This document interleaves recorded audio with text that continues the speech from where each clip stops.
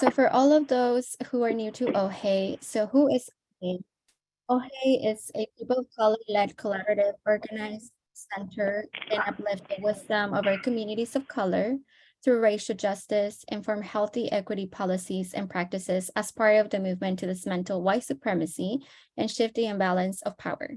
Our vision is we envision a world where people of color are able to lead fulfilling and healthy lives however they choose. And we have 3 bodies of work. One of them is advocacy. The other one is convener, which is the one that you are in here today. And we also have the knowledge center, which is sharing resources and materials. And just a quick reminder, please use the chat box if you have any questions. Also, before you speak, if you do have any questions, please say your name before that. And a reminder that this session is being recorded for those who could not make it today. We want to make sure that they get the first part of the series. And also, please take care of yourself. And without further ado, I would like to introduce Jaylin, who is going to be your facilitator this whole series and will be leading us today. And Jaylin is a member of the Confederated Tribe of Warm Springs, and she is their community planner for health and human services, where she advocates for advanced health equity and practices and policies. And we're very excited to have Jaylin with us today. So I will pass the mic over to you, Jaylin. Thank you for being here. Thank you. Welcome, everybody. Let me grab my slides.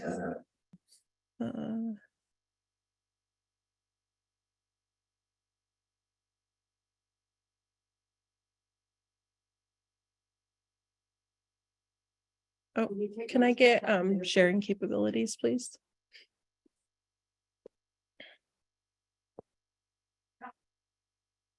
Okay.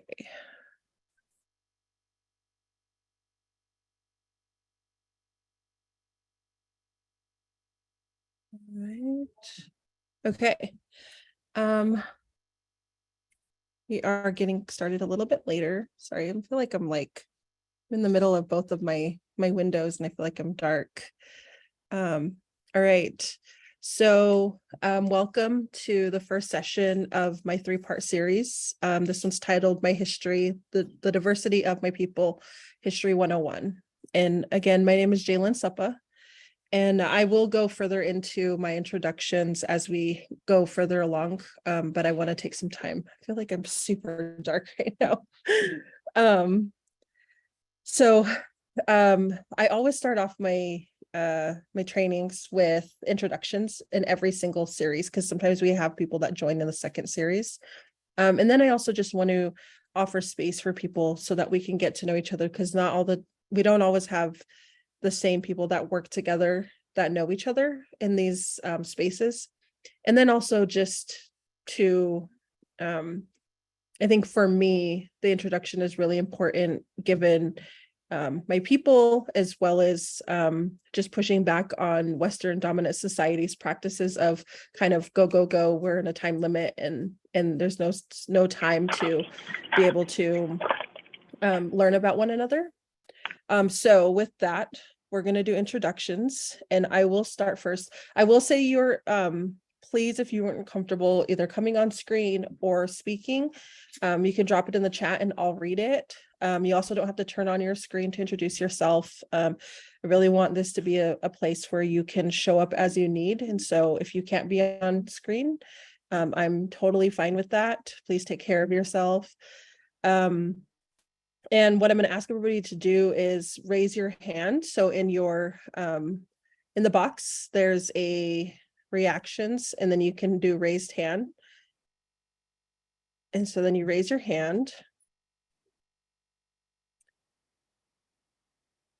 And then we'll do introductions. And so how I usually have everybody do it is you go, and then you'll pick the person that's right below you, because what the raised hand ultimately does is it has everybody raise their hand, and it creates a list. And so if you could go to your it's the box, the control box, and then you go to reactions, and then there's an option to hit raised hand. And I will be asking everybody to introduce themselves, even even the staff behind the scenes doing the amazing work to make this more accessible for everybody. Please introduce yourselves as well. Again, if you drop it in the chat, I'll read it at the end. So introductions, your name, your pronouns if you're comfortable, your role, and then on a 1 to 10 scale check-in, how are you feeling or doing today? And so I'll go first. My name is Jalen Suppa, she, her pronouns, and I am here as a consultant offering this training. And on a scale of 1 to 10 today, I am probably a 6. I am getting over a cold, so you'll be able to probably hear that in my voice. So I might mute and cough here and there. But I am getting over a cold. And so I'm at a 6 today. I'm, could be better. It's really smoky here in Warm Springs. I am located in Warm Springs. Super, super smoky. We can't really see past probably like maybe 2 football fields. It's extremely smoky over here. All right, I am going to go to the next person that's below me, and that is Suzanne. Hello, I'm not going to show myself on screen because my computer crashes if I do that. So I'm happy to be here, and I use the pronouns they, them. I coordinate the Allies for a Healthier Oregon program at the nonprofit We Can Do Better, where we concentrate on engaging community in meetings and information and discussions around health equity. And I'm going to say I'm about a 5 today. I and many of my family members, and I have some essential workers who in my family who are out there in the over 100-degree heat last week, and then out working when air quality is poor. And it's both emotionally and physically exhausting. So I'm very concerned about all of us when we have these threats to our health and well-being that are right there in our environment. But I'm glad to be here, and I'm glad for the opportunity to learn and discuss where we are.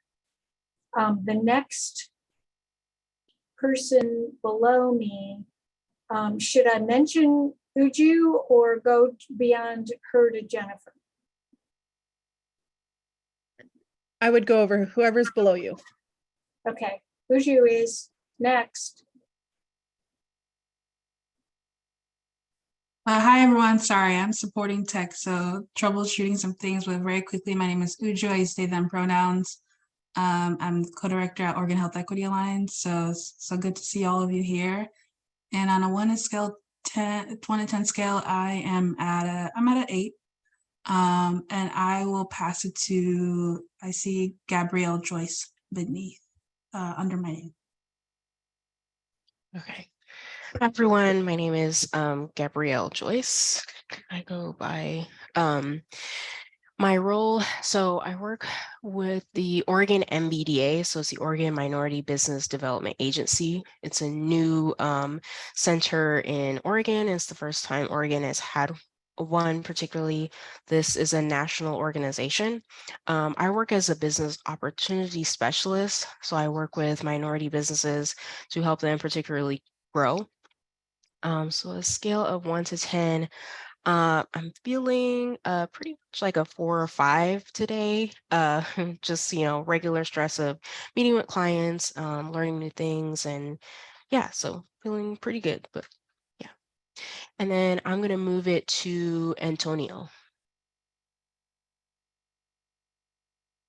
Thank you. Hi, everyone. My name is Antonio Dunhill. I am he, him pronouns. I'm a community health worker with Immunize Nevada. On a scale of 1 to 10, I'm probably like around an 8.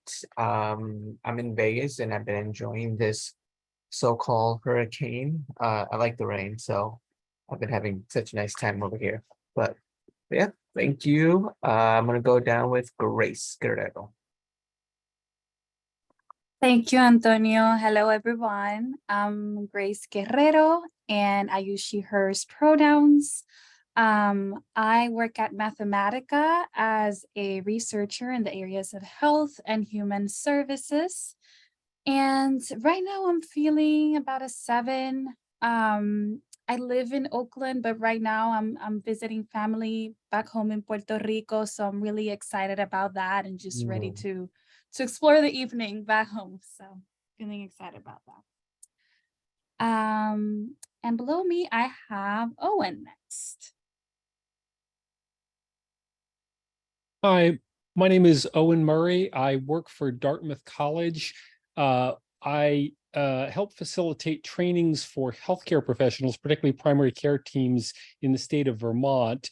And I hope to learn how to work with people to develop some trainings to help the healthcare providers who provide substance use disorder and behavioral health treatment in primary care work with Abenaki people and other tribal people who are living in what is now called Vermont. Oh, and I'm doing well today as 8 out of 10. And I next see Patty, Laura. Morning, everyone. My name is Patty Laura. My pronouns are she, her, and my role is I'm a community health worker with Immunize Nevada, and I'm feeling about an 8 today. Yeah, and I'm gonna pass it to Sam Hawkins. Hello, my name is Sam Hawkins. I use they, them. I am an epidemiologist with Oregon Health Authority. I work mostly on COVID and Mpox, but also kind of all over the place depending on what's needed. Probably about a 4 today. And I'm going to pass it to Daisy.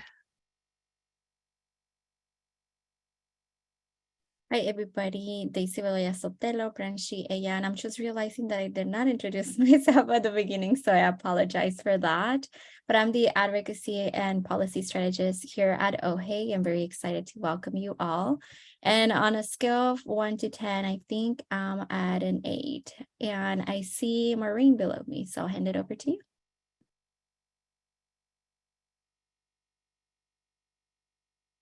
Hi, everyone. Maureen Hinman. I'm the executive director for the Oregon School-Based Health Alliance. We work on health services in schools and getting more of them. And I'm about a 6. I have a very, very sick guinea pig on my lap that I'm syringe feeding. So breaks my heart a little to see a little sick creature like this. But otherwise I am doing well and looking forward to the this whole series. And I will choose Cece.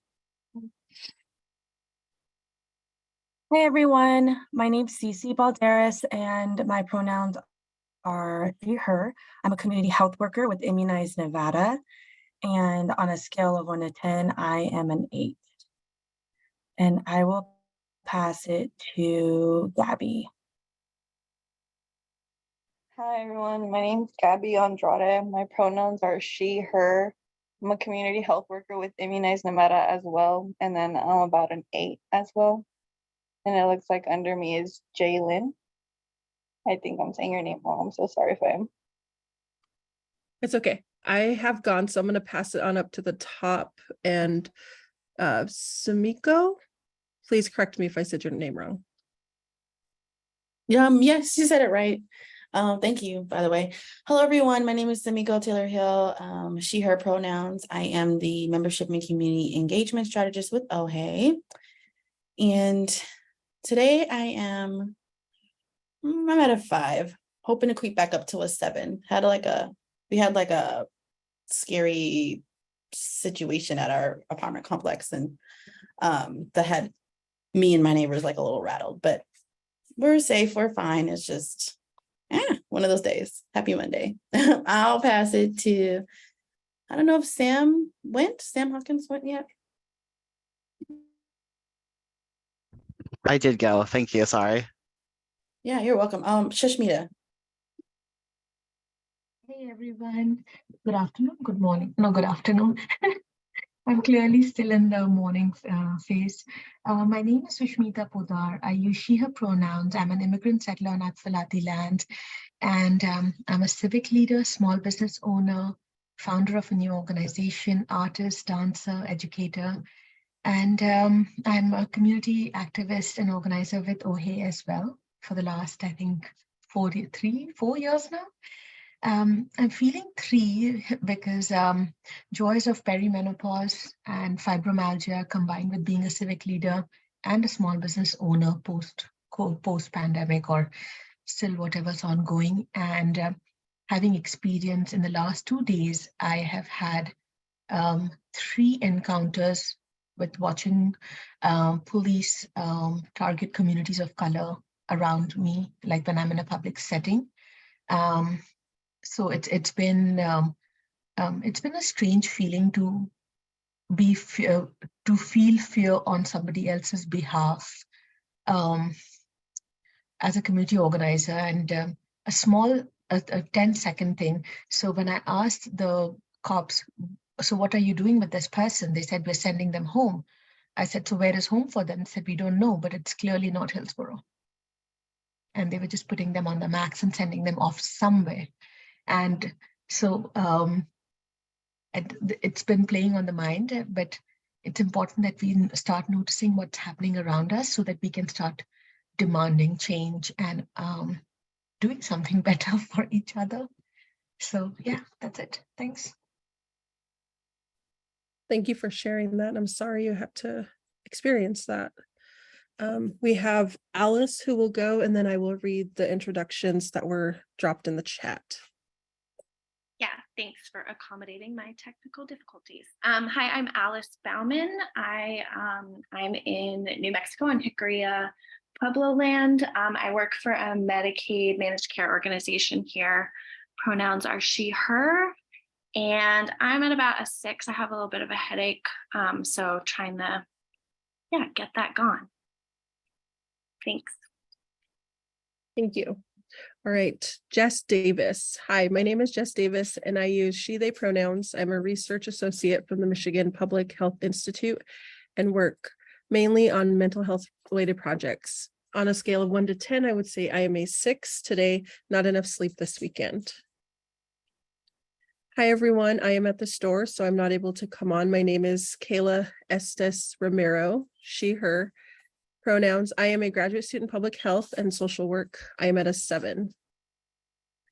And please, if I say your names wrong, please correct me. I grew up with my name being mispronounced. And for the longest time, I didn't correct until I got a little bit older and started correcting people. And now I teach my children to correct people because names are important. Hi, I'm Joanna Rubio Morales, she, her. I'm a community health worker at Immunize Nevada. I'm currently on a scale of 4 as I am quite sick. Please take care of yourself.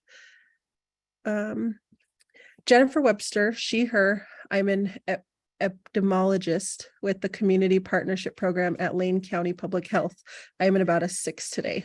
I almost could not say that. Hello, everyone. I am Samantha Hernandez, and I'm a climate justice organizer at Oregon Physicians for Social Responsibility.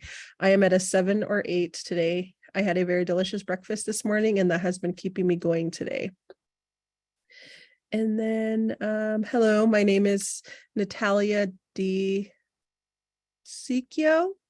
and I'm a community health worker with Immunize Nevada. I'm at a 6 today.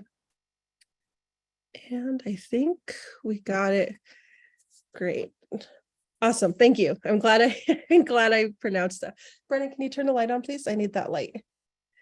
Our lighting is horrible because I can't get natural sunlight because it's so smoky here. And so I'm having to turn on all of my lights. Thank you all for participating and saying how you are. I know a lot of times we don't necessarily get to check in on how we're feeling or how we're doing. And for, this is an example of a best practice that you'll see that'll come up in this training.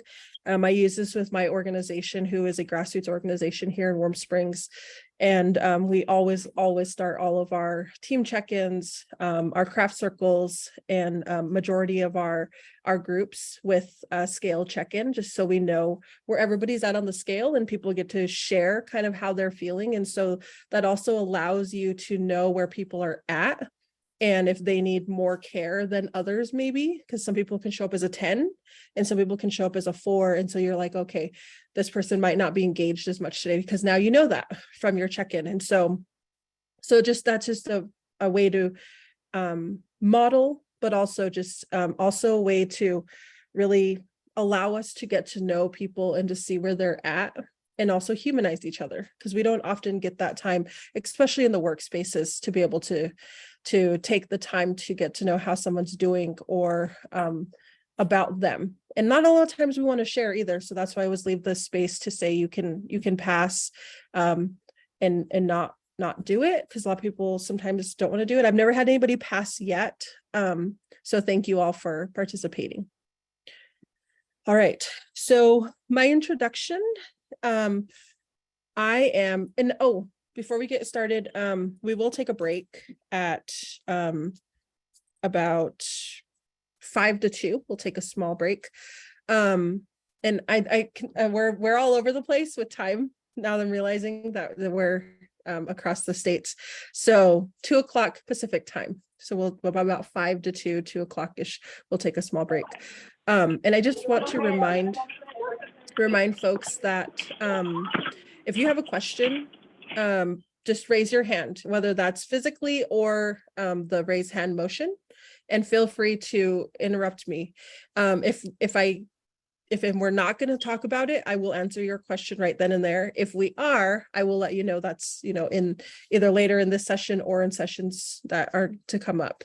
But please feel free to engage as we go. I don't mind interruptions.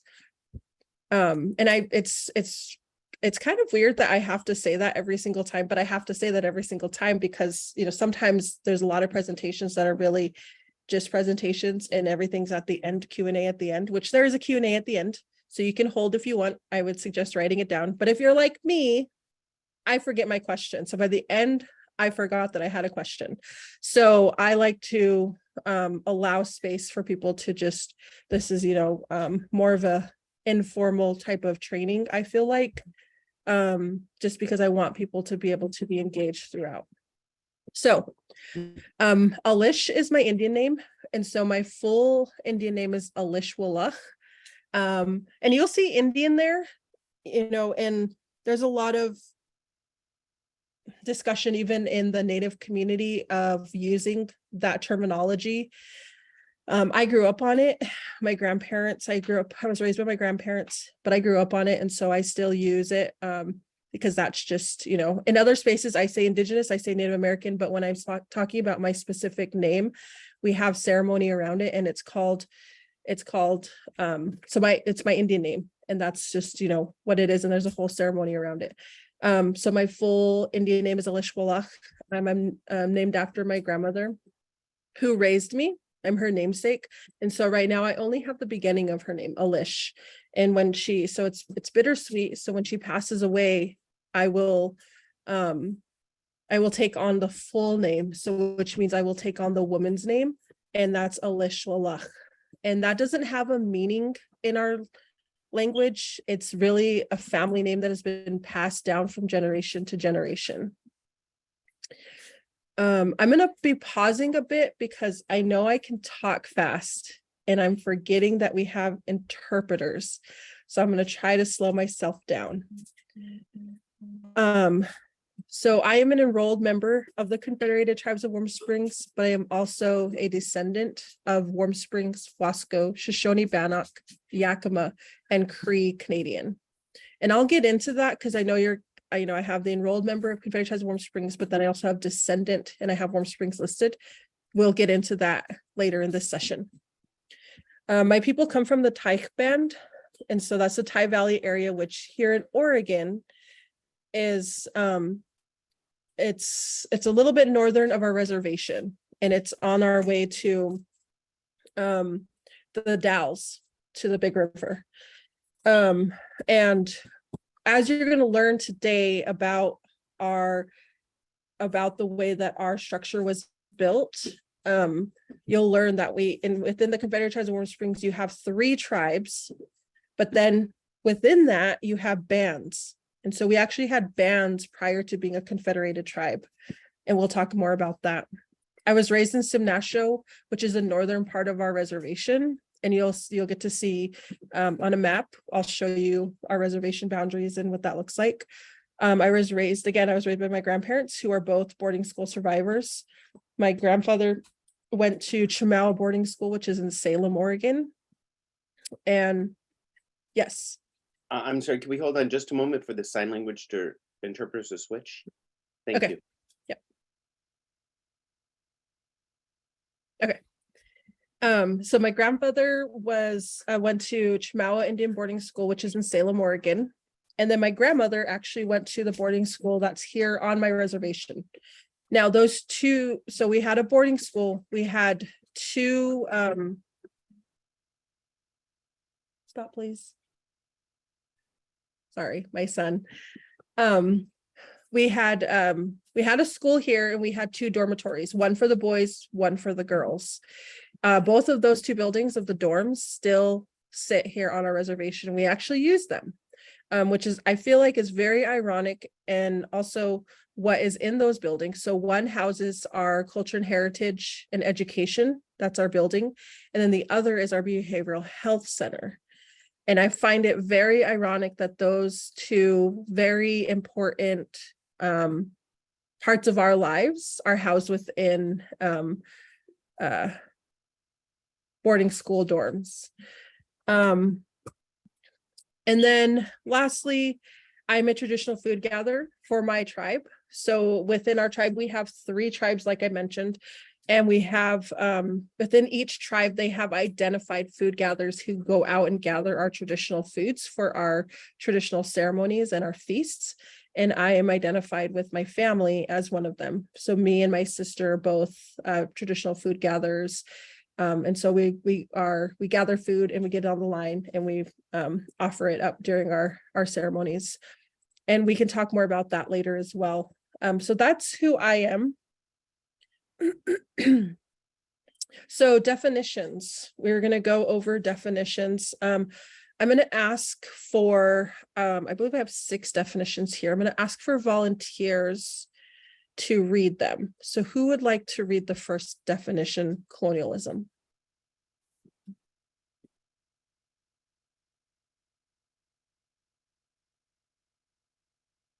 I can read it.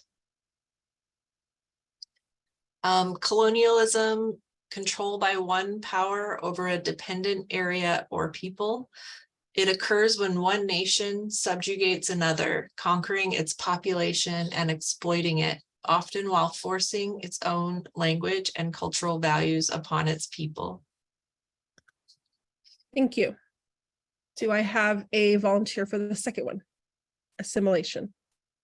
I can do it. Assimilation, the process whereby individuals or groups of differing ethnic heritage are absorbed into the dominant culture of a society. Thank you. Historical trauma? I can do that one. Historical trauma is multi-generational trauma experienced by a specific cultural, racial, or ethnic group. It is related to major events that oppressed a particular group of people because of their status as oppressed, such as slavery, the Holocaust, forced migration, and the violent colonialization of Native Americans. Thank you. And the next one, generational trauma. I can go. This is Grace. Generational trauma is a traumatic event that began decades prior to the current generation and has impacted the way that individuals understand, cope with, and heal from trauma. Thank you. Suzanne? Institutional betrayal is a concept described by psychologist Jennifer Freyd referring to wrongdoings perpetrated by an institution upon individuals dependent upon that institution, including failure to prevent or respond supportively to wrongdoings by individuals committed within the context of the institution. All right, and the last one, tribe. I can read that one. Tribe. The term tribe, which comes from the Latin tribus, was tied to classical and biblical images. The ancient Romans used tribus to denote segments of their own population, as well as the Celtic and Germanic societies with which many 19th and early 20th century Europeans and Americans identified. Thank you. So I just share these terms just so that we're all on the same page of where we're starting from. So when you hear these terms, you'll know where we're starting from. So we all have the same starting place. Are there any questions or thoughts on these terms before we move into the next session, the next part of this?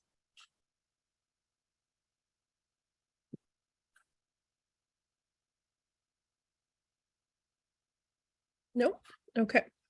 All right. So I'm going to put my chat box down for a sec and move y'all up here. The Pratt experiment. I don't know who's familiar with the Pratt experiment and who's not. But the Pratt experiment was an experiment on prisoners with a militaristic assimilation strategy. Captain Pratt enforced the cutting of hair, European-style clothing, the use of English language, and harsh punishment. This experiment becomes the model for the development of Indian boarding schools, which Pratt is later tapped to lead. So you can see in these pictures, the one on the left is when they first get there. And what happened was, this is down in the South. They, a war is happening and the natives are losing. And so then they say, give us 17 warriors and we will not, it's either give us your 17 warriors or we'll kill all of you, women and children. So the chief gives up his 17 of his, it might be 17 or 19 of his warriors. And then 2 extra follow them on the trail to the camp where they're held. It was one of the wives and her son, and they camp outside of the camp that these warriors are held at. And they essentially go through an assimilation process that is very similar to the military. And so then you can see in the picture on the right where they are now assimilated. And what they learned through this process, though, was because these are grown men, where the culture, the language, the traditions, the values, and the beliefs are already weaved into them at that age. They learned this is where they start with children. So then after this is when you see boarding schools start popping up in the United States. And you'll see this, the first one was, it's, what do you call in my mind right now? It's the very first boarding school. And it's like the most horrific one. And it's escaping my mind right now. I'll probably remember it in a little bit. But you see boarding schools pop up after this because this experiment is what sets up the foundation for boarding schools and the reasoning behind boarding schools and why they decided to start with children, because children don't have the full capacity of the language quite yet. They might have not have learned all the traditions. All of those things aren't baked in because they're not adults yet. So they're easier to assimilate at that age. And this is where boarding schools come out to. The result of this experiment is where boarding schools start popping up. You can learn more. There's a lot more to this story. You can just Google it. And, there's a whole page by a college that does a whole thing on this experiment. So if you want to learn more, I really recommend that you do look into this, because it really gives you, I remember the first time I learned about this experiment, and I didn't learn about this experiment until I was in college. So I was, early 20s is when I finally learned about this experiment, because you won't learn about this in public schools. Sorry, one second.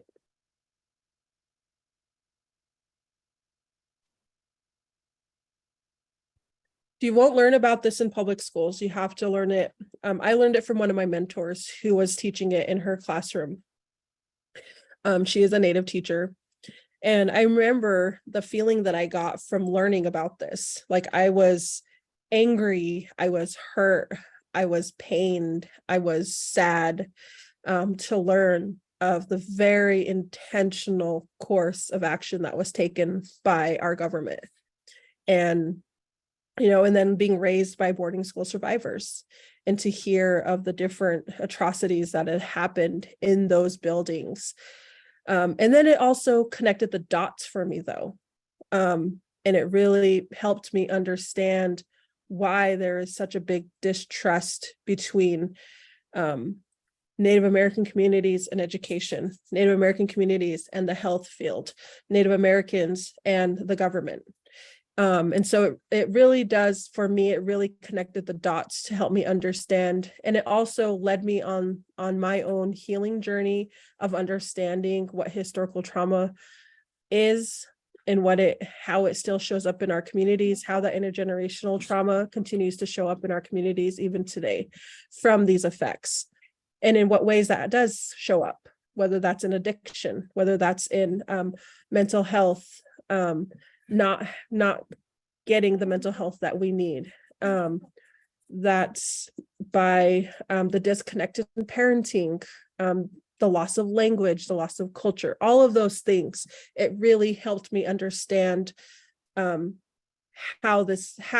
those disconnects started to hit our communities from boarding schools, from this experiment. So I would recommend you please dig deeper into this. I share a very surface level because I want people to know about it. I was I was kind of mad that I was in my 20s learning about this. And so now I share it, and I share it with anybody and everybody. So this presentation, or this training, is really specific to my tribe, which is the Confederated Tribes of Warm Springs. And also, I will just, for full transparency, this whole training is based off of my own experience and my own research. And so the timeline, so it's going to get wonky because we're going to have a timeline, then we're going to jump to something, and then we have a timeline, and then we're going to jump to something. And so let me just check the time here. Okay. So in this timeline, in 1843, the colonial settlers arrived in the Wasco and Warm Springs Band territories. Again, there's the band, because we weren't tribes, and tribes is actually really not our term, as you've seen in the terminology. In 1855, a treaty was signed establishing the Warm Springs Reservation. Joel Palmer, the superintendent for the Oregon Territory, received his orders to clear the Indians from their lands. He did so by negotiating a series of Indian treaties, including the one establishing the Warm Springs Reservation. Under the treaty, the Warm Springs and Wasco tribes relinquished approximately 10 million acres of land, but reserved the Warm Springs Reservation for their exclusive use. The tribes also kept their rights to harvest fish, game, and other foods off the reservation in their usual and accustomed places.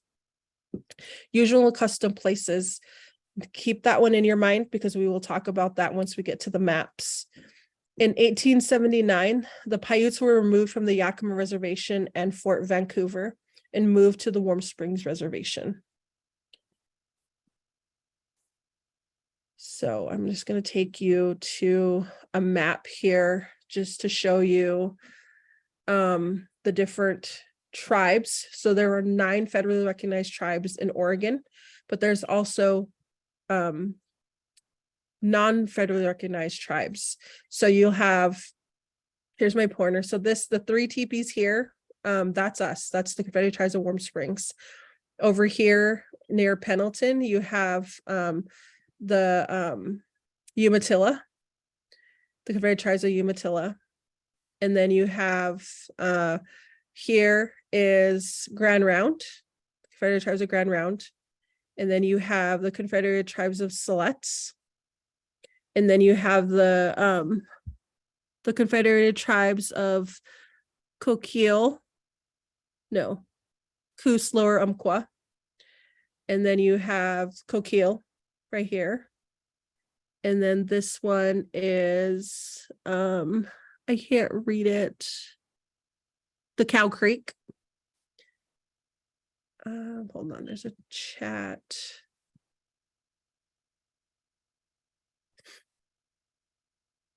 And then right here you have the Klamath Tribes. And then right here you have Celilo Falls, the YM. So this area, where actually my family dates back to in this area, which in this whole region here, the border of Oregon is the Columbia River, which we call the Nichiwana, which is the big river. A lot of my ancestors come from this area. And so Celilo Falls, which is a village, so there were falls, but they built a dam. And so now there's a village, Celilo Village. And it's actually one of the biggest trading centers prior to contact. And they said, we aren't signing a treaty. And they refused to sign a treaty. They're still a village there. They're still living there, but they don't have, so they're not recognized as a federal tribe or a village. What that does is they don't get the services that people who are enrolled in tribes do. Now, some of them are enrolled in different tribes, so they might be enrolled Warm Springs, they might be enrolled Pendleton, they might be enrolled in even Nez Perce in Idaho, and then they might be enrolled Yakima, which is up in Washington, but they live there in Celilo. Oh, I forgot Burns. Burns is over here.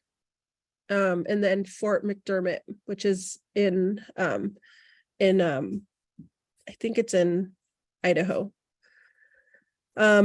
So there are still tribes out there that are not federally recognized, some by choice, some by not choice. Some of them were forced out and now are fighting for their federal recognition. So I just like to share this. Is there any questions on this map?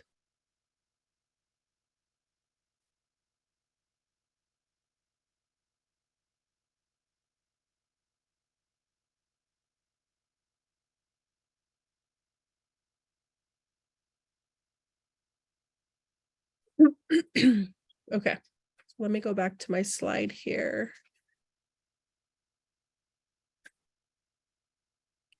Let's see. Hold on, I'm trying to figure out how to get back to the actual presentation.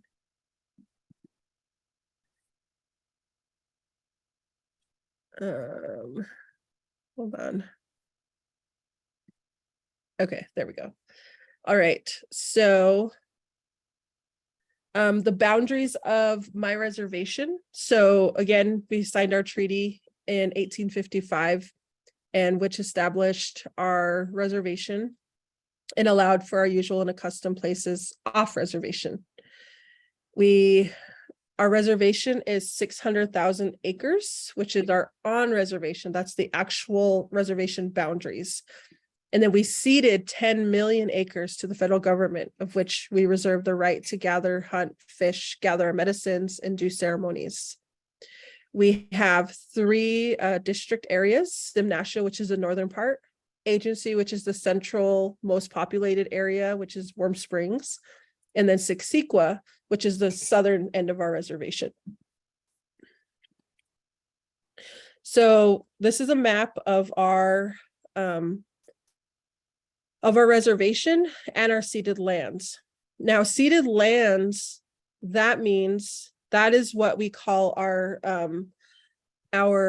usual and accustomed places, which means that's where we gathered or hunted or got medicines or roamed in those areas.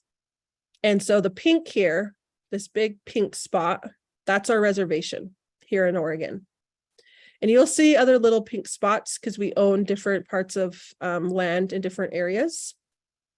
And then the brown, all of that brown that you see all the way around, that is our ceded lands. Now, what does that mean? That means that on any of this land, we reserve the right to hunt, to fish, to gather berries, to dig roots, to gather our medicines, to do ceremony, to do any of that, because these are our usual and accustomed places. This is probably one of the most important parts of our treaty that we really try to uphold, and oftentimes is not upheld. And so I always add it in my trainings because I want people to know, because people just assume that the place that we have the rights to is our reservation boundaries, but that's just not true. And so for those of you that are in Oregon, this goes all the way down to Sun River. So down here you have Bend. And then over here you have Sisters. So it goes out past Sisters. Up here is the Dalles. Over here is, I think this is getting closer to Troutdale. And then you have Heppner over here. John Day here. And so you can see how far this goes. And so when I was talking about being a traditional food gatherer, my grandma used to share stories about where they gathered when she was a little girl. And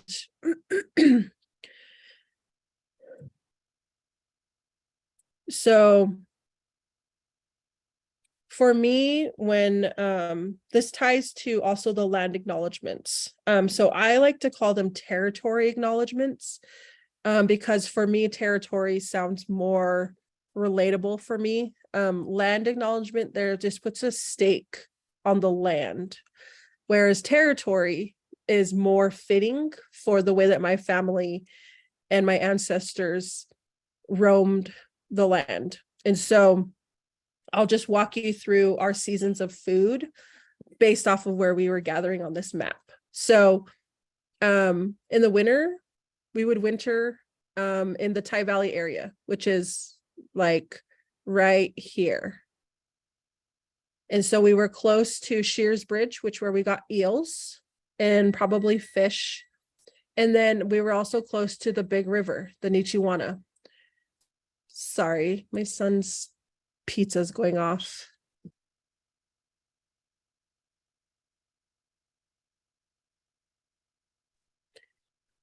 And so we would get, and that was where we fished. And again, if you look up Celilo Falls, they were one of the biggest trading centers in North America. It was one of the biggest trading centers in North America. And that's where we would go get our salmon and our fish, and we would dry it and take care of it there. And then when it came to time to dig roots, we would move this way over towards Heppner and John Day and all of this area. And we would gather our piachi, our luksh, our chaush, which like bitter root. I don't even know what the English name for luksh is, but there are roots. We would gather our roots, and then we would come back this way. And then my family still gathers the camas, the wakamu in my language. And that is a root that is, we cook underground, and we still do it that way to this day. My family is the only family that still does that in on our reservation.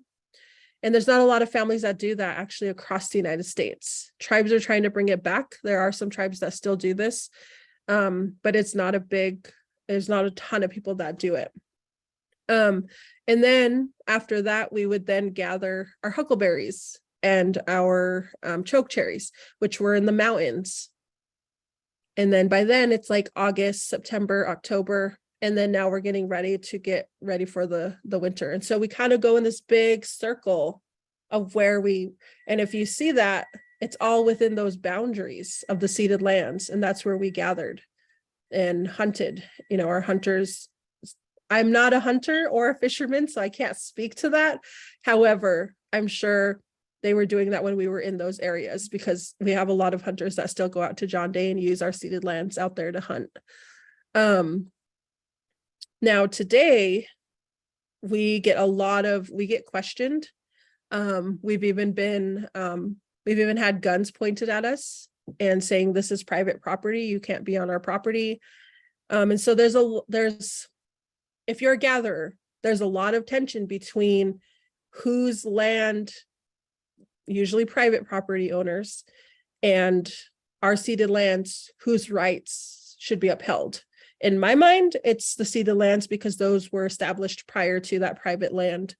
And half the time, the people don't even know what we're there to gather, and they don't even use it. So, I've personally had a gun pointed at me. Does somebody have a question?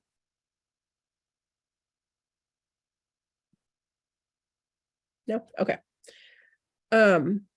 I've had guns pointed at me. I know other food gatherers that have had guns pointed at them, and telling them to get off their land.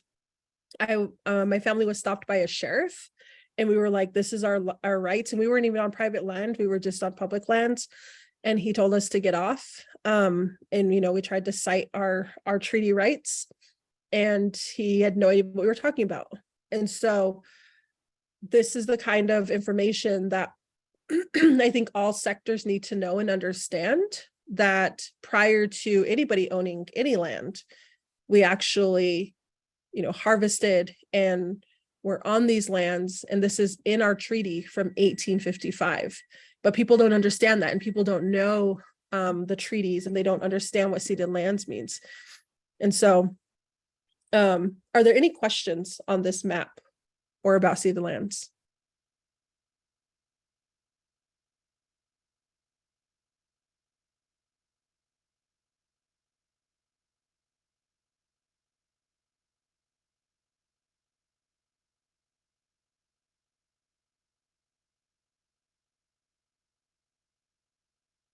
I guess I do have a question in regards to ceded lands. Does the cities within the ceded land, with the outline of this, do they have information that's available to provide to the public that this is a ceded land or a part of a ceded land? That is a really good question, and I don't know. You would hope so, but it's really up to, I feel like it's really up to individuals who do have this information and knowledge. You would think that it would be a part of the orientation and of people coming into those positions, but then also a part of the information sharing for people to understand that. But I don't think it is, because again, this isn't taught in our public education system. And then I think by extension, it's just not taught anywhere.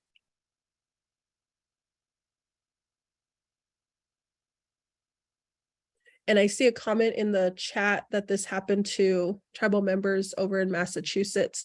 Yeah, and we share stories with people up in Pendleton and Yakima, different parts of the Northwest where this is happening to people all over, because every tribe should most likely have ceded lands areas in their treaties.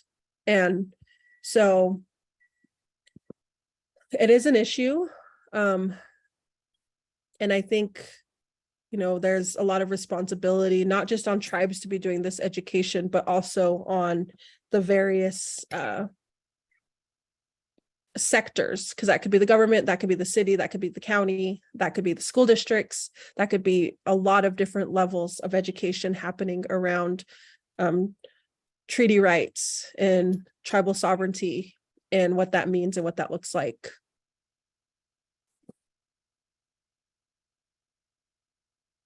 If there is no other questions right now, we will take a short break. I can't remember how long the break is.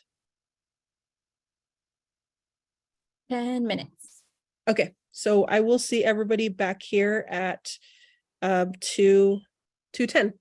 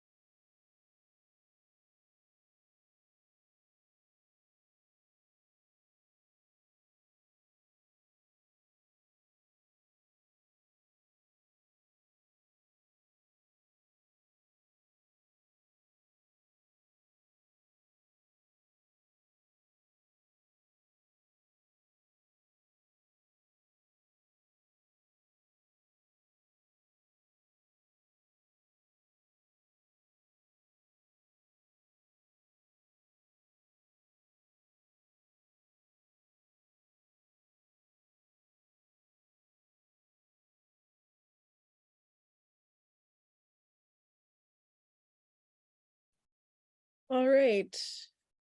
It is 2:10.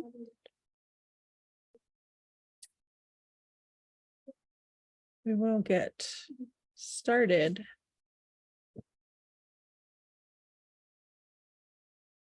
Okay, so the diversity within, and remember, if you have questions, please just raise your hand with the either, coming on screen or with the raise hand reaction, or just drop it in the chat. I'm watching the chat as well. But I'm trying to, it's hard to maneuver around when I have to move stuff around. Okay. All right. So the diversity within. So like I said earlier, there are 3 tribes within the Confederated Tribes of Warm Springs. And now remember, there are bands within. And I also saw that I just remembered I was going to do this. We had, I think, 3 or 4 people join in the middle of before the break. If you could just drop your introduction in the chat, so just your name, pronouns, your role, and then 1 to 10, how are you feeling today? So Warm Springs, and this is in no particular order, so it's not like 1, 2, 3, they're statues or anything. It's just how I listed them. So Warm Springs bands are on the Columbia River, but migrated with the foods. So like I showed you, so my family comes from the Tyke band, which is from a Warm Springs band. And so the route I showed you on the map, that's what it's talking about. It's migrated with the foods. That's what I showed you on the map, is how we migrated with the foods. We gathered fish, game, berries, roots aren't on here, but roots, and we traded. We have our own language, which is the Ichishkian language. We have our own songs, our own ceremonies, our own traditions, our own clothing style, and our own history. We mostly make up Simnasho district on our reservation, which is again the northern part of our reservation. And we have 3 representatives on our tribal council and 1 lifetime appointment chief. For the Wasco tribe, you have the Wasco bands who were on the Columbia River and eastern area of Oregon. Mostly fishermen, but they also traded goods and gathered fish, game, roots, and berries. They have their own language, which is the Kiksht language. They have their own songs, their own ceremonies, traditions, clothing, and history. They mostly live and are within the agency district, which is the center of our reservation and our most populated, which is in Warm Springs. And we have 3 representatives and 1 chief. The Paiutes, their territories are historically the larger area from southeastern Oregon into Nevada, Idaho, and western Utah. The Paiute bands lived in the areas of Lake, Harney, and Malheur counties in Oregon. And they have their own language, which is the Numu language. They have their own songs, ceremonies, traditions, clothing style, and history. Most of folks that identify as Paiute are from the Siksika district and live in the Siksika district, which is the southern part of our reservation. And they have 2 representatives and 1 chief. Now, I don't know, I always get the question, why do they only have 2 and all the other ones have 3? I can't answer that because I don't know. I could just only assume that it's based off of population.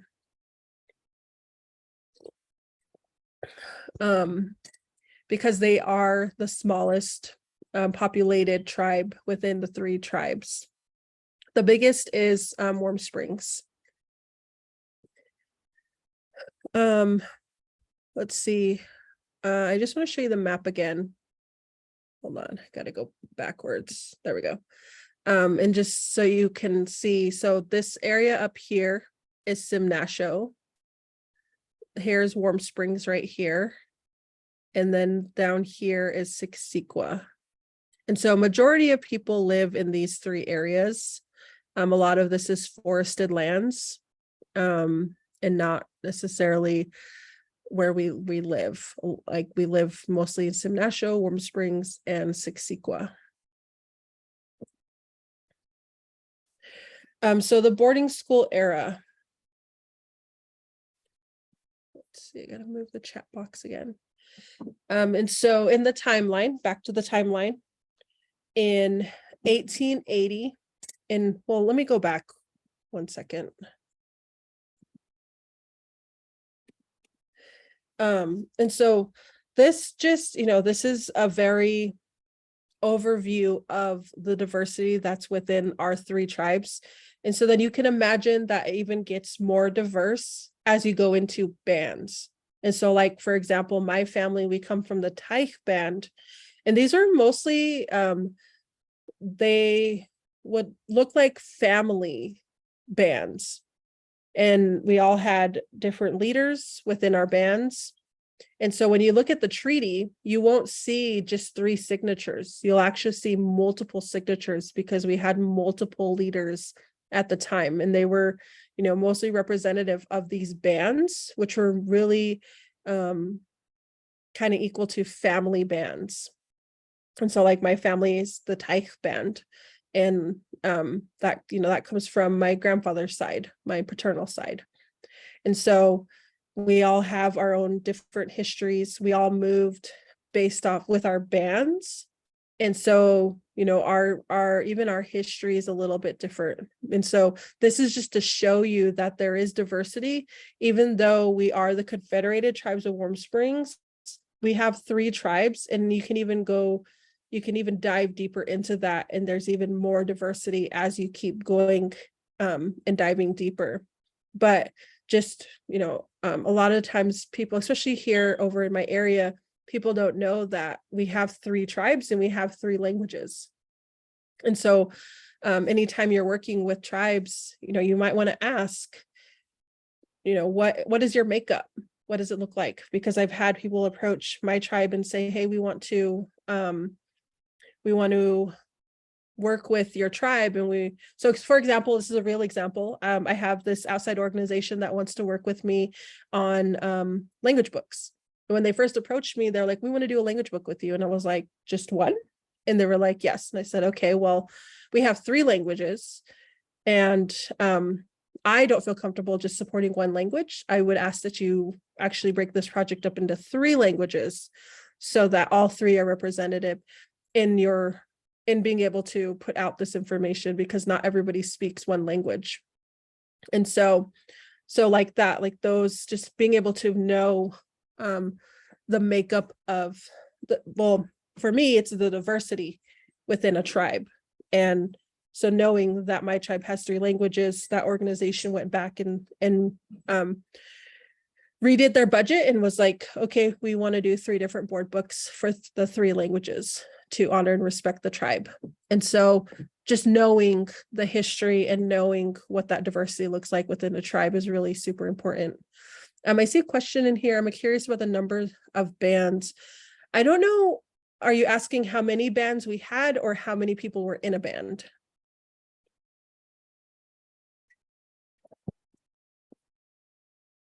How many bands that you have, or for each tribe? I think for the Warm Springs, I want to say we had the Taich band, we had the Tenino. I'm going to say we had like maybe 10. There could have been more. I would have to go back and look at the treaty. This is one of the things that I'm learning. My family has started a language nest, and we're going on 2 years, and that's a part of our learning, is learning our history and learning about our band particularly. But both of my grandma and my grandfather both had bands, and my grandfather's actually comes from, the Taich band is my grandmother's band, and then my grandfather comes from a Wasco band. And so we're learning about that as well. So I think when I saw just a map that I don't know when it dated from, I think there was like maybe 10 listed. And so they were like fairly large. Like I equate them to family just because, you know, Native families are really huge, and the way that we see family is different than dominant society, because we're counting, you know, uncles, cousins, and all of, you know, further out it spans, our trees spanned. But they were fairly large, but they weren't like super huge. But I really like that question. I'm going to add that to something to look at, because I've never looked into how many of them, because we've just been mostly focusing on my family's band and learning about our family band. But I really like that question. Thank you for asking it.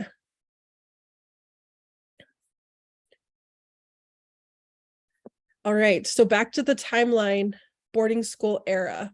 So in 1880 to 1885, the Forest Grove Indian School, which then became the Chemawa Indian School, which is the one my grandfather attended, started in Forest Grove in 1880, but then it moved to Chemawa, moved to Salem, and turned into Chemawa later in those years, somewhere between 1883 and 1885. And that's where my grandfather attended, in Salem, not in the Forest Grove one. And then in 1870s to the 1960s, I haven't been able to pinpoint, because we are an oral culture, I haven't been able to pinpoint when the Warm Springs boarding school shut down.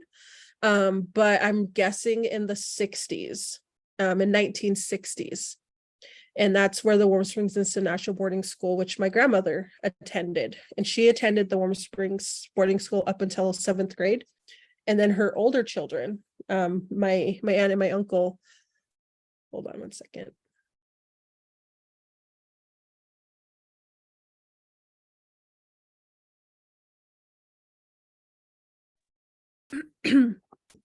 Sorry. My uncle, who's Fudd, and my auntie Wanda, they're both in their 70s. They both attended boarding school for a short amount of time when they were younger. And so when we, you know, and I always say I'm going to change this picture, because I talk about this every single time I have this training, is, you know, a lot of times you see the pictures in black and white. So then it really puts it paints this narrative that was so long ago, right? When in reality, like my aunt and uncle, who are in their 70s, are still living. And there's people that are younger than them that attended the boarding school. They're still living, you know, and those are my aunts and uncles. So that's one generation away from me. And so, you know, my grandmother's 2 generations. And so, so really be mindful of the photos that you're using when you're talking about like boarding schools. And I'm guilty of it, because I have one here. This is the only one I could find, though, of the Forest Grove Indian School, which is why I share it. But I always like to point out that when we do that, we really, I think, perpetuate that narrative of that was so long ago, when really it was in the 1960s here in Oregon that our boarding school here on our reservation closed. And so I just always like to point that out, because again, I'm guilty of it. I'm doing it right now, but at the same time, there's a purpose for my picture. But I always like to point out, when you're using photos, it is also really important to use current photos. Like maybe I should put my aunt and uncle here, you know, and so that I can show you, like, this day and age, they're still here living. You know, my grandmother, who's 90, is still living, and she survived boarding school. Just making sure that I don't see no hands for questions. And then I also like to share the story about my grandmother, who she's one of the last fluent speakers for my tribe. And we only have, I think, 4 or 5 left in the Ichishkin language. And I really attribute that to, she tells me a story of when in 7th grade, her great grandmother decided that she wasn't going to go back. And so, you know, they used to come and round up kids to go back to school. It was time to go back to school. And her grandmother hid her and said, "You're not going to go back." So she hid when they came to round up the kids. And so she didn't go back. So she only has, you know, in the way that she puts it, she says she only has a 7th grade education, but her vast knowledge in our traditions and in our language is so amazing. And I attribute that to her grandmother keeping her home, because had she not, she probably wouldn't be speaking fluent in our language. And so she's one of the contributors to the language revitalization efforts here in my community. She goes in and helps put together the dictionary, which we just had one come out. And she's teaching our family in our family nest the language. So my grandchildren are learning from, not my grandchildren, woo, making my kids have kids. My children are learning from her, from their grandmother. And I see a question in the chat. I'm going to get to it in 1 second. And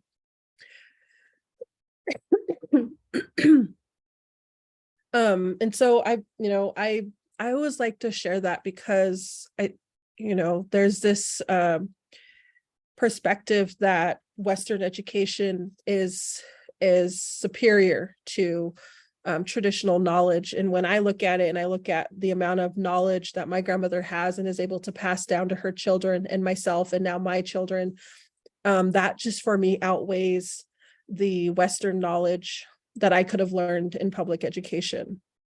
And one time I asked her why she didn't teach me the language. And she told me that she didn't teach me because she wanted me to be successful in Western education, and that hurt, but I also understood why. And I wish she would have taught me, but when she went to a boarding school that told her that it was not okay to speak her language and that English was the way, that still instilled in her that that's the way. And so she didn't teach any of her children. Now she's, we created a family nest so that we could learn. And she's very open to it now and talking more about her experiences in boarding school. And it's a healing process. And it goes to this next question that's in the chat is, I'm curious, because Chemawa is still going, has there been any healing with that school? And I would say no. I haven't seen any intentional work around healing, and especially for the ones that were there prior to the modern boarding school, because you will hear we have a lot of students from our community that go over there. My brother graduated from Chemawa, so it's definitely shifted and changed to more of a I would say more of a college experience. But I don't think there has been really any restoration or healing that has come from the folks prior to the modernization of that boarding school. And for some of you that don't know, we do have Chemawa Boarding School is still open. There are still boarding schools open across the United States. Those are more modern. I do have one of my really good friends who graduated from a boarding school, and she had a really hard time with going through the process of boarding school experience, because her experience was different than obviously our ancestors and our grandparents and our great-grandparents' experiences, and even our parents' experiences of who went to boarding school. And so she really tries to make sure that people distinguish between the boarding schools that were created in the late 1800s to the current modern day ones. Now, are the modern day ones better? Yes. Are they perfect? No. Although I don't know if any institution will ever be perfect, but they are doing more work around boarding school. But I would say I haven't witnessed anything here at Chemawa in the last 20 years that indicates that there's been any healing there, and I don't know if it's happening right now, but they were kind of trying to do the same thing of finding graves and doing identifications. And I know that's going to bring up a lot of hurt and harm to our communities, and also closure and healing. But it's going to be hard once they start doing that work too. So, but as far as I know, no.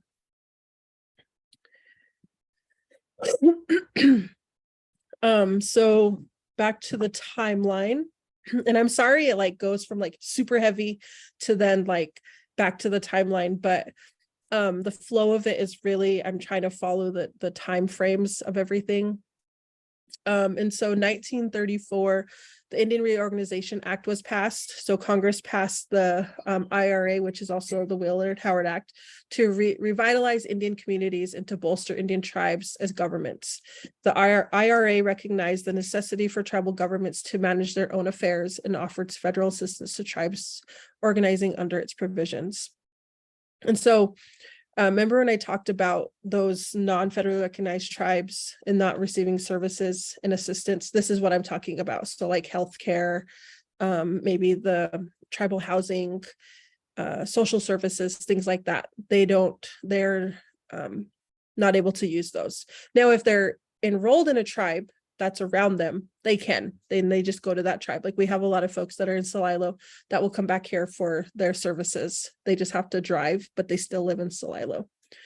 In 1937, the corporate charter and the adoption of our constitution and bylaws were established for our tribe, which recognized the 3 tribes. And we, this is when we adopted a constitution and our bylaws to develop our tribal government. And in 1938, they formally accepted our corporate charter from the United States for our business endeavors, which basically made us a business, but also gave us C3 status to be able to take in grants and funding, and then also to continue to receive services. This is our, I feel like, did I miss, hold on. I might have skipped. Oh, I did. Sorry, I skipped this. I knew I did. I was like, I skipped something. Sorry, I'm gonna have to go backwards. I don't know how I skipped that. So Sylvia's story. So Sylvia Walulatum. She is she was a tribal member in our tribe, and she knew the language, she knew the traditions, she did the ceremonies. She was a longhouse leader here in our community. I actually knew her when I was a little girl. She lived well into her 90s, maybe even into her hundreds. And there was 3 sisters actually, and they were longhouse leaders here, and beautiful singers. And I came across this, my mentor shared this story with me, and she shares about her experience in boarding school. And I just want to read her story really quick.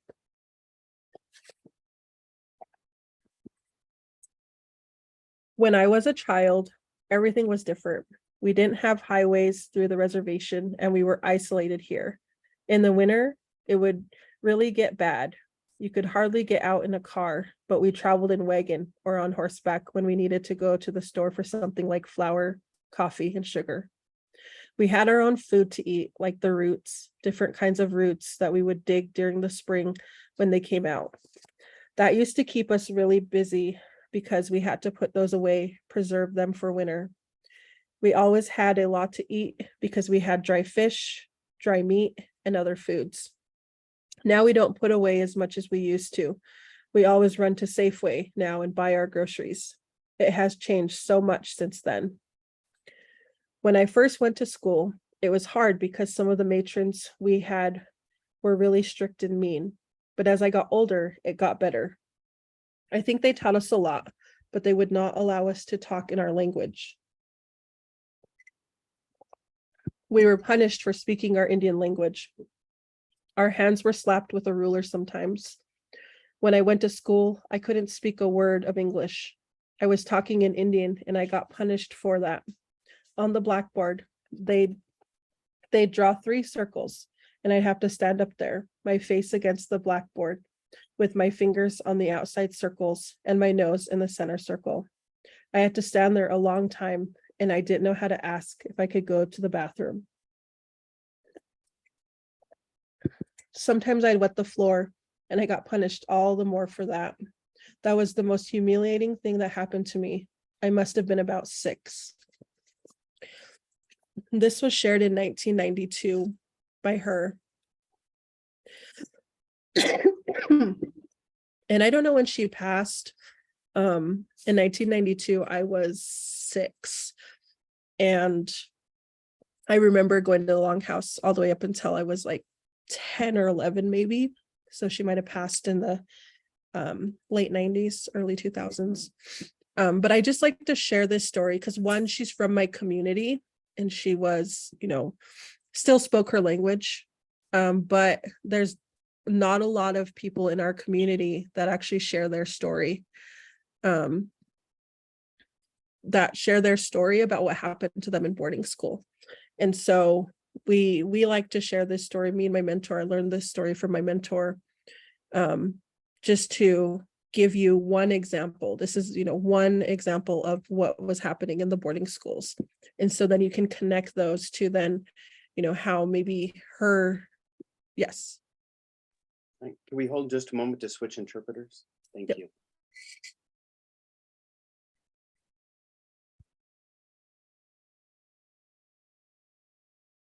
Okay, thank you. You're giving me voice breaks as well. So I just like to share it because, she was a very respected leader in our community and she shared an experience. And this is just one experience that was shared with our community. And it's in a book. I don't know what book. I haven't found that book yet. But I just want to highlight a story so that you can, I think, more humanize and hear an actual experience of what happened. And she's speaking about the boarding school here in Warm Springs. And sorry, I got us all kabobbled here. So we already talked about this. And so this is this is my tribe's org chart. And it might not look the same. It doesn't change other than the secretary, treasurer, and the chief operations officer. Sometimes those get put into one, which they currently are right now. So this is an older version. But I just like to share it because I want people to know that when you're working with tribes, you are working with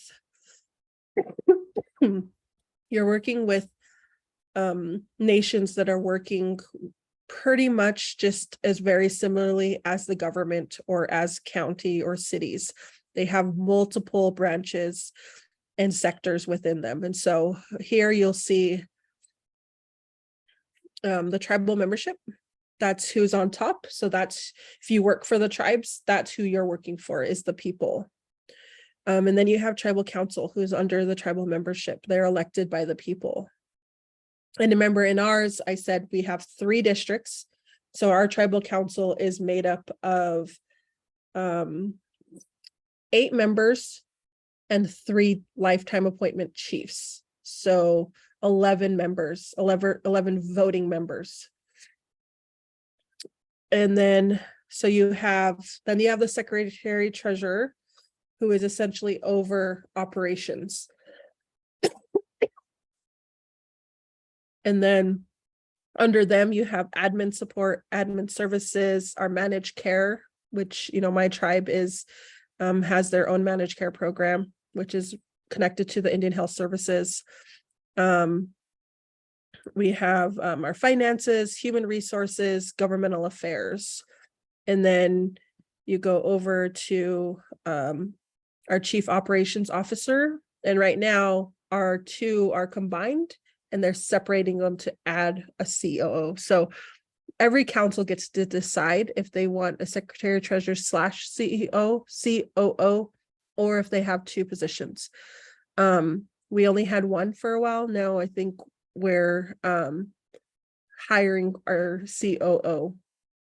And that person is in charge of all of the services and operations. And so public utilities, public safety, natural resources, our Hailuki Lodge. So we do have a senior center where we have folks that can go and live in a senior care facility. Education, health and human services branch, which has all of our social services. And then our development, which is usually our planning department.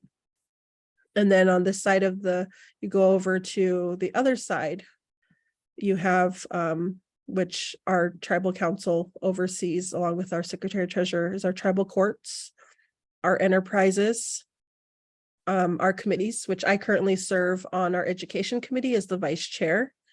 and our commissions and our gaming regulatory commissions. And so you can see that we have we're dealing with a lot. So when you're working with tribes, there's a lot of intersex work that happens, so cross-sector work, and so they're all their own areas also, and so they have their own focuses as well as partnering and collaborating together.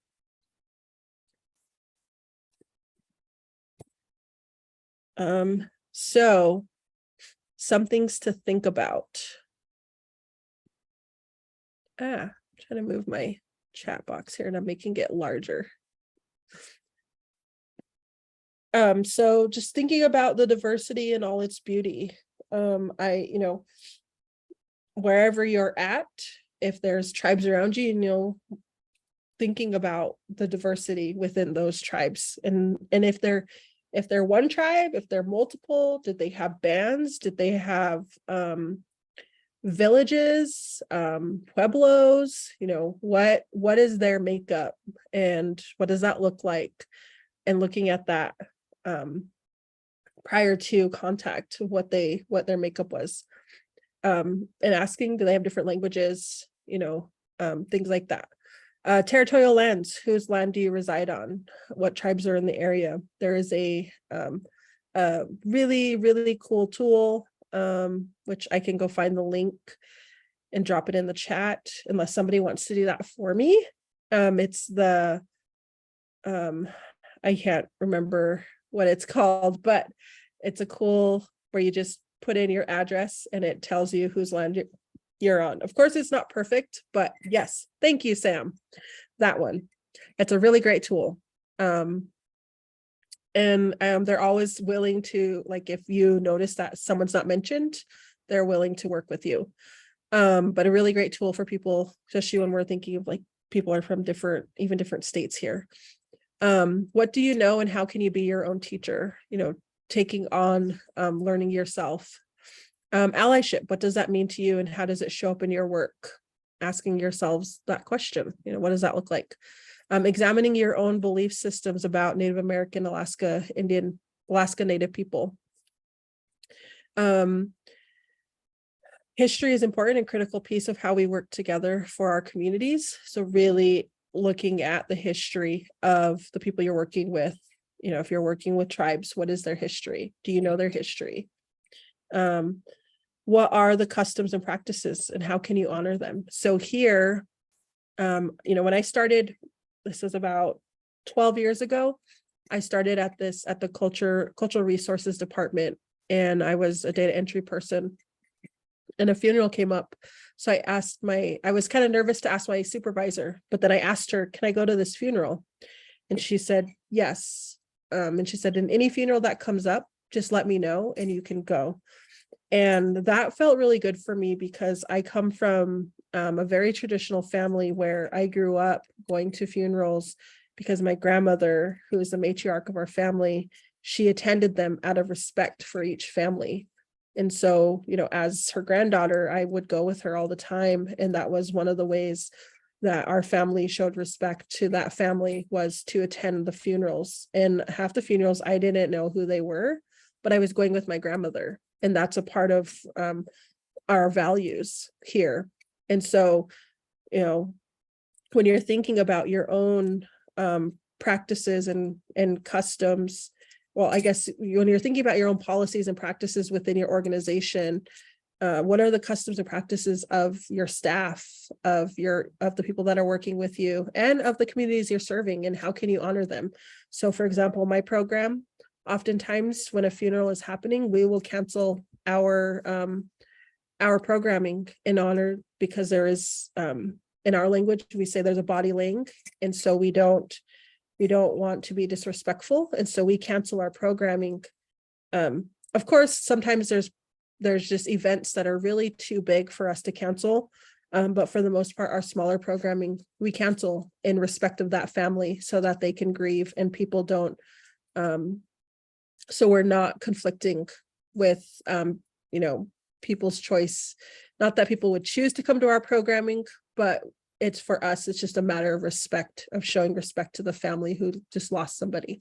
And so asking yourselves, how can you honor the customs and practices of the people that work with you and also the communities you serve? And avoid assumptions, stereotyping, and biased views. Trust is built. And I always say that trust is built. How do I word this? How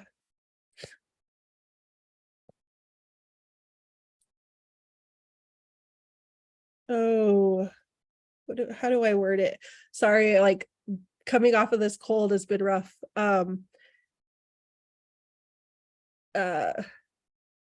Yes, trust is built through intentional actions. And I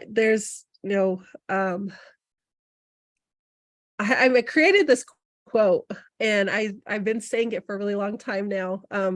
But trust is built, relationships are built at the speed of trust, is what I say. Because if we don't trust, then we don't build relationships. And so relationships are really important to our communities who we serve. And so I almost forgot it there. And I think that's, so we are at, and I'm at a time, we got 13 minutes. Those are my two beautiful children. On the right is Matea, and on the left is Brennan, and they are in their regalia, jingle dress, and a grass dancer. Missing my oldest, her name's Amber. She's my niece, but she is now living with me and I'm taking care of her. So I have 3 children, but these are my 2 beautiful children. So with that, I will open up the floor. If anybody has anything they want to share or has any questions, this will be the time to do so.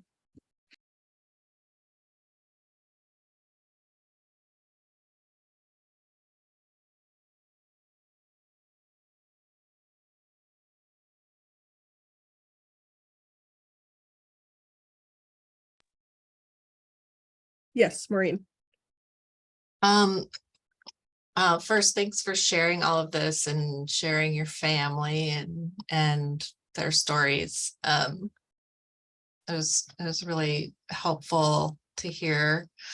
I'm thinking about, so we work statewide, generally with schools, and we always ask, are there Native students and families? Are there ways that you're supporting them? Are there, are they included and engaged in the, the work that you're doing? And I would say, I don't know if the people that we interact with are always cognizant of everything that is going on, and even in their area for Native students. And I'm wondering if there's a way for us to know if there are existing supports. And I'm talking in particular about areas outside of, that aren't like right next to a reservation or on a reservation, because that's more obvious. But there are, as I'm sure a lot of Native students throughout the whole state, and maybe there aren't supports set up. But maybe there are and we don't know about it. And I'm just wondering if there's a way that we can find out when we're in different areas. There is. Are you in Oregon? Yes. So, yeah, sorry, I should have said that. So I do talk about this in the next one. Okay. But because I think our next one is a bit ways away, there is so there's resources on I don't know if you've heard about Senate Bill 13, which is the tribal history, shared history. I haven't, but I'll write it down. Let me try to find the link. Tribal history. It's actually law, and schools are actually supposed to be teaching it. It came into law like 4 years ago, 2017, because I was on our committee at the time. So I'm just going to drop this in the chat, and then this should be able to take you. Oh, thank you. Thank you for dropping that in there. It's already in there. So there's resources on there that you can use. The state developed a kind of a higher level overarching history for institutions to be able to use. And then there are also work that's being done on the ground in tribal communities, and the 9 tribes are developing their own curriculum that's specific to their tribes. And you can also request that too. So like if you are close to one of those tribes, you can request them to come in and do those in your schools. But I think even just alerting schools about this bill, because there's actually a lot of schools that do not even know that this exists and it's law. And so the more we can have people talking about this and sharing this information with schools, I think the better off we will be, and the more folks that know about this will know that they actually have to be teaching this. And I think it'll be easier for then tribes to get into schools. Okay. I hope that helps. Yeah, that's helpful. Thanks.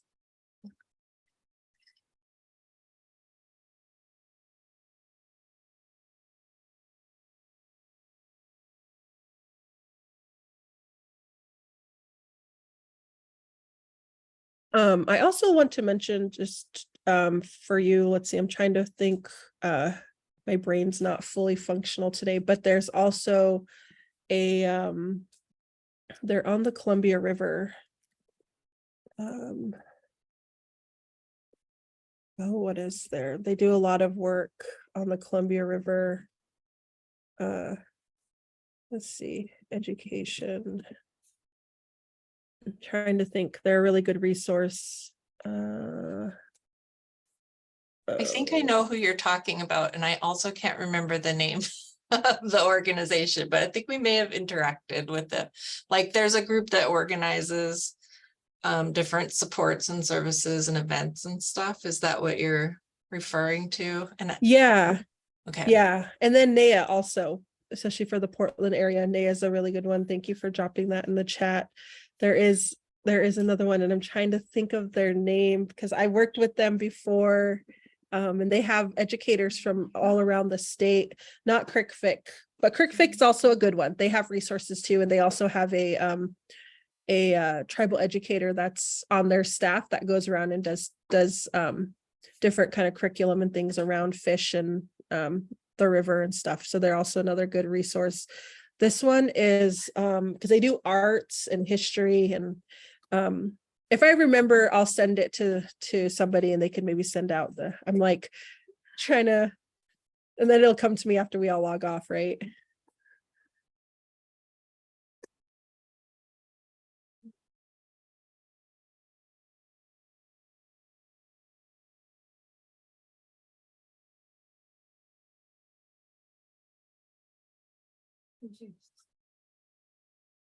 I don't know about that one. Tribes of the Columbia River System. Is that an organization, or are you asking?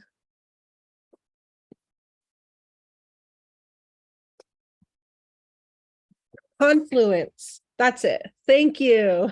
Oh, it's gonna drive me nuts. I was gonna probably try to Google afterwards too. Thank you so much for finding that. Yes, Confluence. And then the chamber is also a really another good one. And then AT&I doesn't do so much education, which is Affiliated Tribes of the Northwest Indians, but they also spanned over the region. But Confluence, yes, because they have folks from all over the state that help. They go into schools, they do events. They're a good resource. But I would definitely say start with SB 13.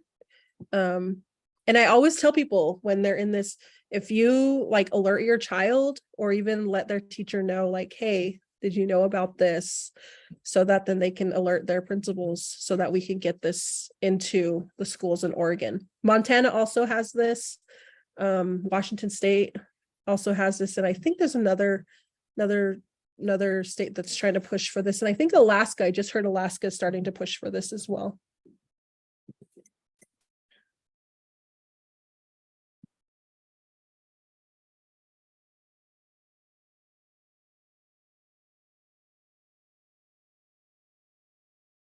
Are there any more questions?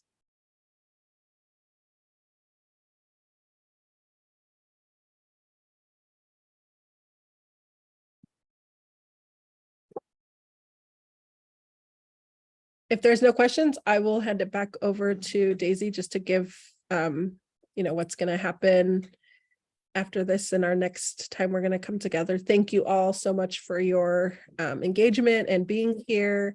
Appreciate you all, and I will see you, I think it's in a couple weeks.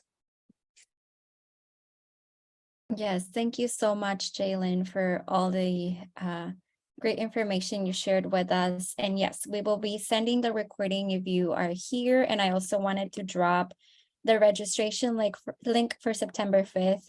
It will be at the same time.